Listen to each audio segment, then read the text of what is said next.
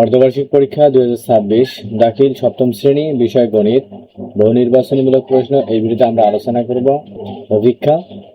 প্রথমে যে প্রশ্নটি থাকতেছে, প্রশ্ন 1, কোনটি পূর্ণবর্গ সংখ্যা?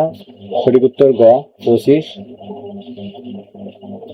প্রশ্ন 2, 16 এর বর্গ কত?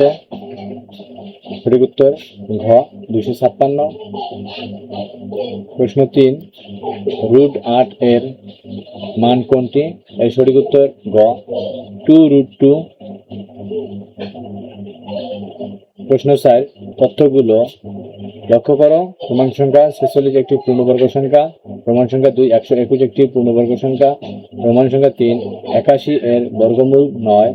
নিচের কোনটি সঠিক? এর সঠিক উত্তর হচ্ছে গ প্রমাণ সংখ্যা 2 ও 3। প্রশ্ন 5, বর্গের বাহুর দৈর্ঘ্য ক একক হলে বর্গক্ষেত্রের ক্ষেত্রফল কত?